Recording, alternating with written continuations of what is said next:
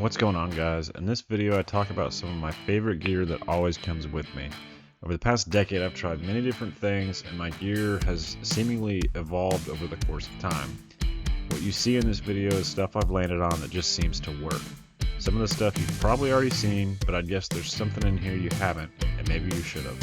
And as always, thanks for watching and enjoy the video. So the first thing I'm going to talk about today is going to be some of my cooking stuff that I use and have used for a long time now. The first one being the Jetboil, just the Jetboil stove here.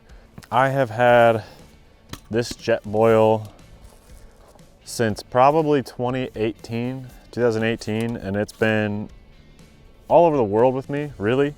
My job before this was the military. I was in the military and I actually got issued this Jetboil, and it stayed in my hands after service.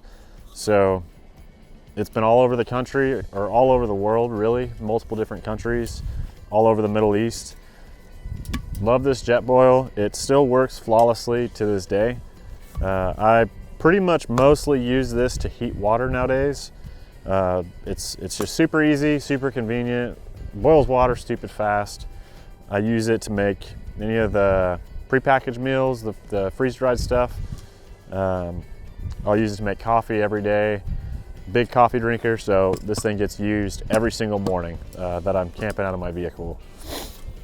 Yeah, it sips on fuel, so one of these tanks will last you, I don't know, forever it feels like. But yeah, I can't speak highly enough about the Jetboil. Again, it's one of those things, it's got kind of a hefty price tag. So does the other stove I'm going to talk about, but man, it just works and it will last you the test of time. Gear that just works when you need it to work is incredible, and sometimes it can be kind of hard to find, so can't recommend the Jetboil enough. Now, when you need to actually cook a meal, the Jetboil, just the generic Jetboil, sometimes it's just not quite big enough. So I have landed on the Jetboil Genesis. I had a Coleman stove from Academy that I think I got for 40, 50 bucks way back when, and I used that thing for a long time. It worked. My biggest bone to pick with that stove was just the size of it. It was just really long, and with my lack of storage setup in here, I couldn't really put it anywhere in a tote or anything like that. And as you can see, I usually just carry everything in a tote and can never really find a good spot for it. So I ended up moving to the Jetboil Genesis, which hefty price tag, but well worth it. So it comes in this little carrying case, bag, whatever you want to call it. And I know you guys have seen these before if you are in this space. These are probably the most well-known stove that's out there right now. But what's great is the size. It just compacts super small. And if I can open it up here, it opens up, you got 2 burners.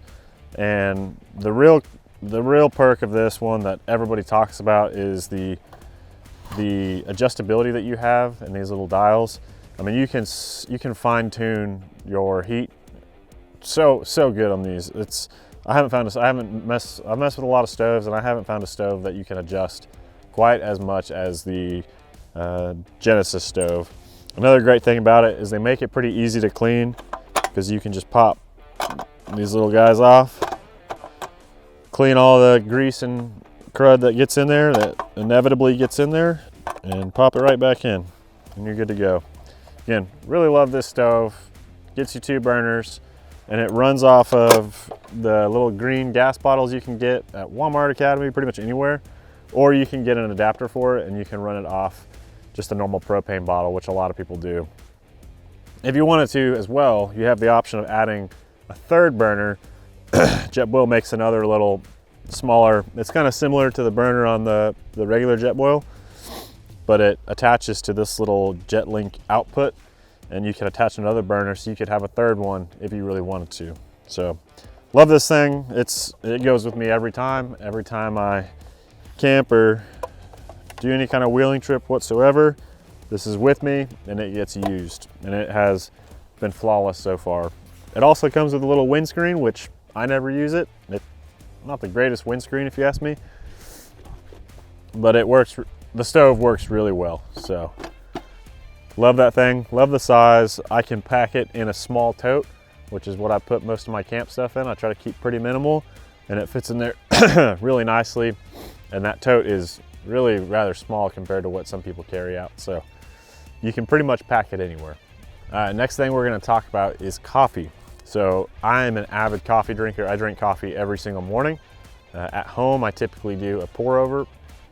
So I'm kind of a coffee snob. When I'm traveling, camping, wheeling, I use the Aeropress. So really inexpensive little coffee maker, and it makes some really good coffee. It does a really good job at keeping the flavor. If you haven't seen one of these are, these have been around for a little bit, but if it isn't broke, don't fix it. This is what I've been using. It packs down really small, and that's going to be kind of a theme for me. I like stuff that packs down really small because I don't want to have this thing stacked to the ceiling with gear. So this is about how small it is when you pack it down, and these are the filters for it. So how this works is essentially I heat my water in my Jetboil, and I grind my coffee in this grinder, which I'll talk about here in a minute. You put your filter right there, clip that back on, you put your coffee in here, you put that on your little cup, which it comes with. Again, coffee's in there, and you just pour your hot water over it. There's a bunch of different ways to make coffee with an Aeropress. People get pretty passionate about how you do it, but I just fill it up and then kind of let it naturally drain through, kind of like a pour over, which some people say that's not the right way to do it, but that's how I do it. I kind of fill it up twice, and then I push the water through, just like so. Boom, you have your coffee. So I don't know. I've done some French presses before. French presses are great too. I just found this thing is super small, super compact, very easy, makes really good coffee. So that's what I use. But yeah, the Aeropress, great little coffee maker for what we do. On the coffee topic, coffee grinders. So I always do fresh beans. It's just personal opinion. That's what I found makes the best coffee.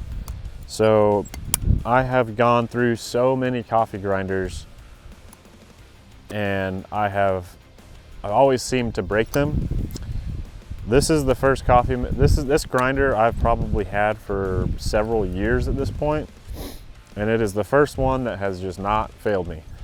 Most other ones I can get a few months out of, and then something breaks in them. Some kind of component inside breaks. This one does not, or has not yet. This is a Snow Peak grinder. I'll try to put Amazon links in my description down below for as much stuff as I can.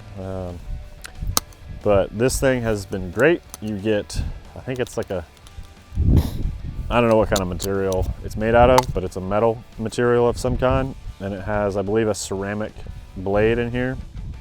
And it's got a little knob for adjustability. As you can see right here, a little knob for adjustability. And your coffee goes in here. So coffee goes in the top, grind away, and then your ground fresh coffee ends up in here. So again, yeah, nothing glamorous. Goes with me every single time, gets used every single time, every morning, and it just works. It's a pricier, I think it's like $100 for this grinder, but it beats having to buy a $40 grinder every few months when this thing has lasted me the test of time. So Snow Peak stuff in general is a little pricier, and this is one of the only Snow Peak items that I use other than the good old-fashioned spork, which this is a titanium spork.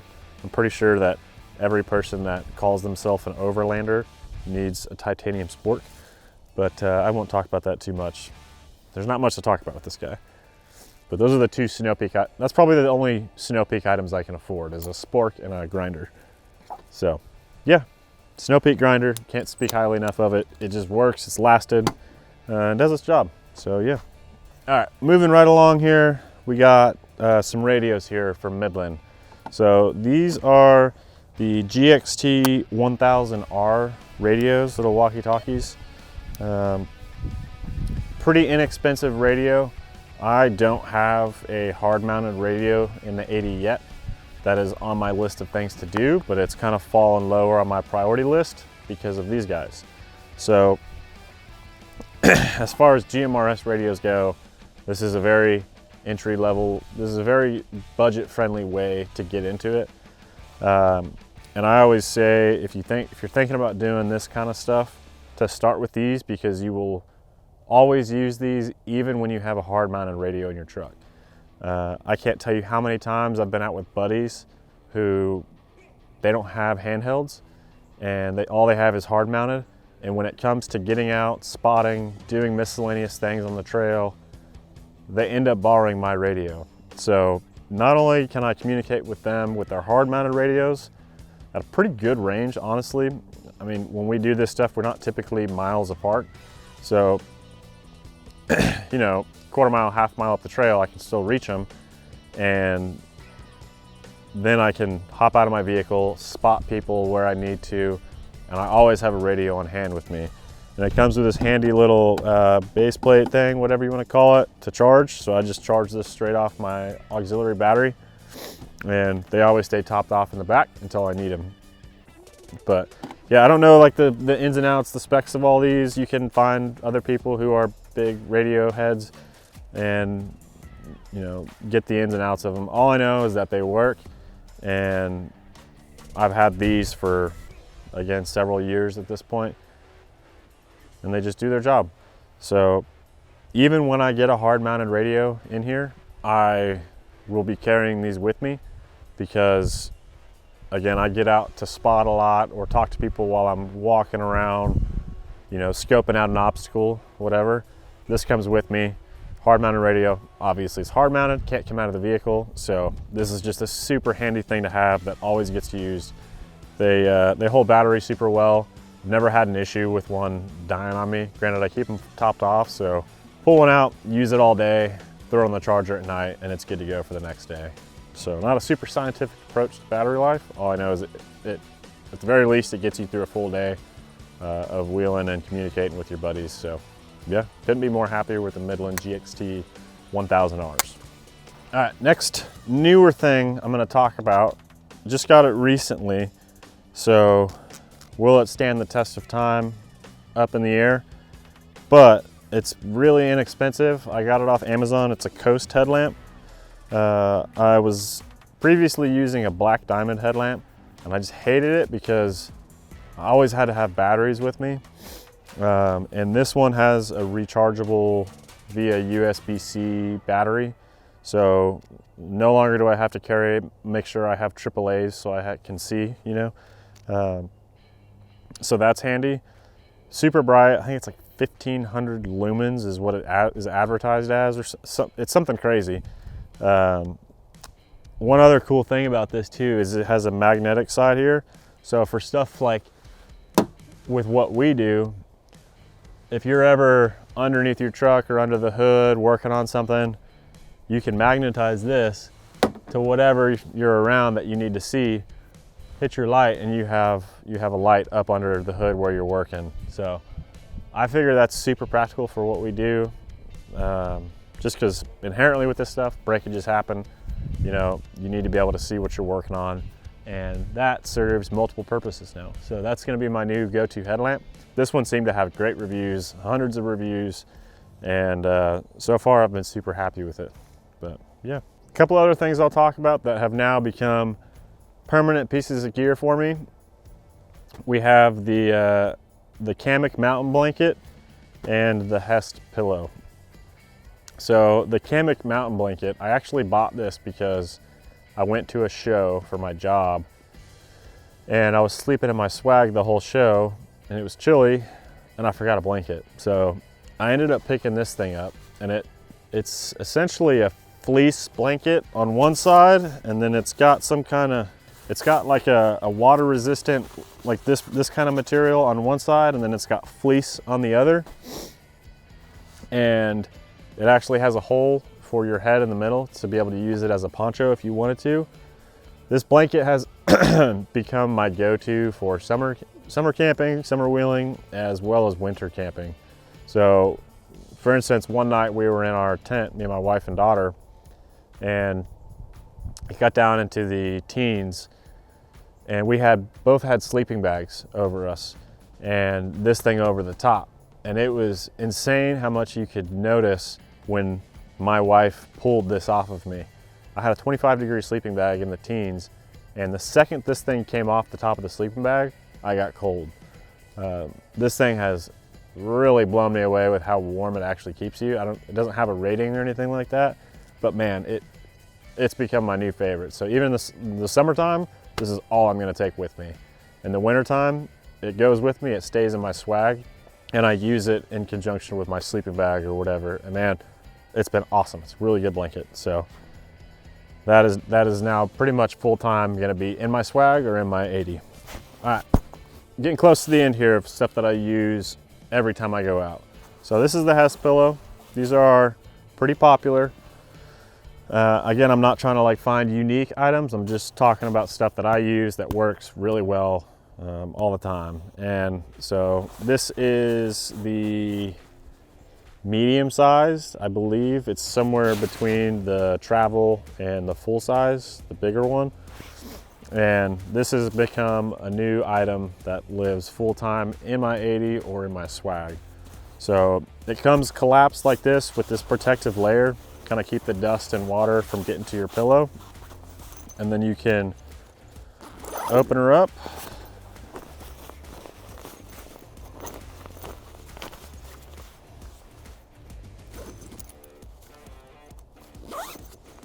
Boom, and you've got yourself a nice, good, comfy, foamy camp pillow.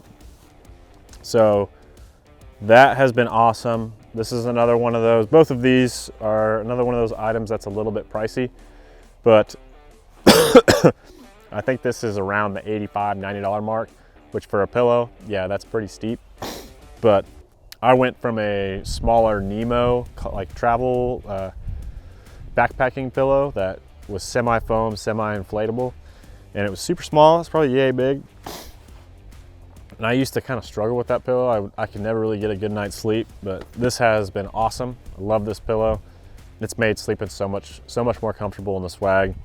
And you know, you can always, for when you wanna scroll the web before you go to sleep, I just fold it up, and now you got a little bit more of a headrest.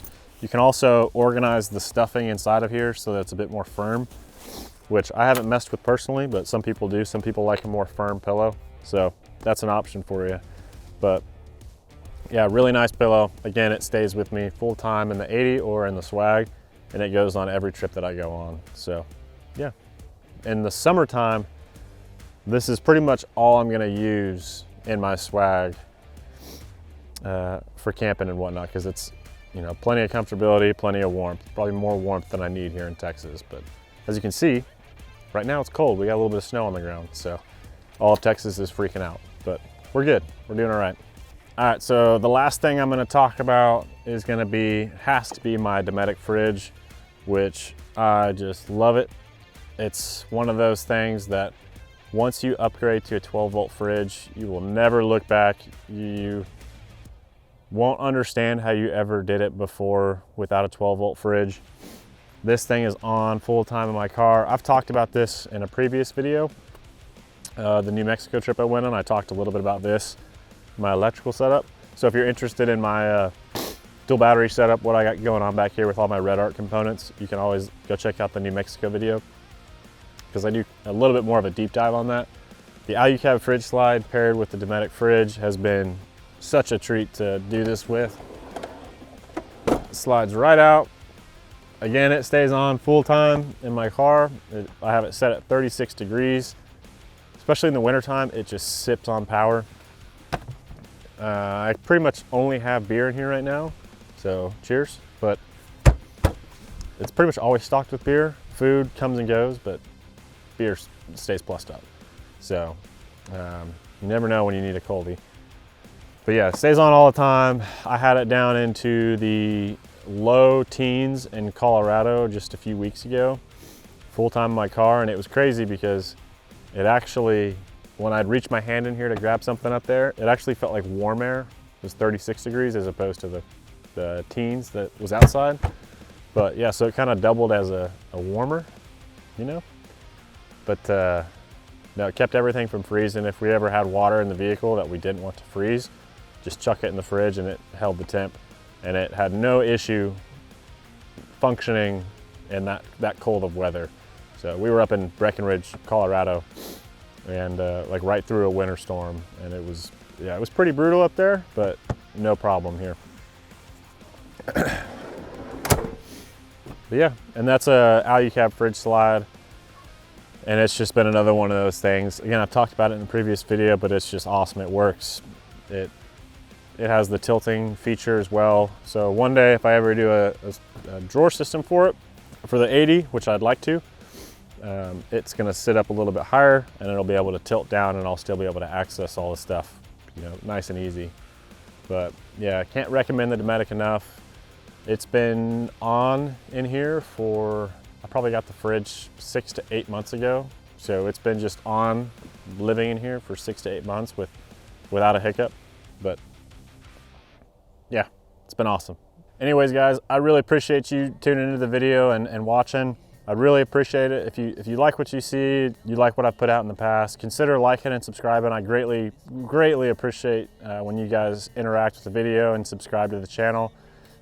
Because of my follower count right now, every subscriber is huge to me. I've really been loving, you know, with the few videos I've put out, watching people like the content, watching people communicate, interact, and just kind of reach out and talk. It's been awesome. I would love to be at a point where I could do more of this and fund the channel a little bit more to put out better content for you guys. So if you guys like it, subscribe, please, and you guys won't be disappointed. I got plenty of content coming in the future, plenty more trips with the 80. I just got a rear locker put into her, so an ARB air locker, and really excited to get out on some real tough stuff and put that thing to the test. But all this stuff, as much of it as I can find, I'll put Amazon links to it in the description below. If you buy through those Amazon links, it will support me just a little bit. That'll be the same price for you, but I will get a portion of the Amazon cut, which I would greatly appreciate. Everything that I earn off of Amazon affiliate linking will go directly back into the channel. So the more support I can get, the better quality content I can end up putting out for you guys. If there's anything else that you guys want me to talk about that you've seen me use in the past, just let me know, drop a comment, and I'll be sure to talk about it at some point in a future video. I'll make a point of it. And yeah, and in general, if there's anything you guys want to see me do or post or make a video about, just unrelated to gear, just let me know and I will work it into the schedule for you. So yeah, appreciate you guys. I'll see you around.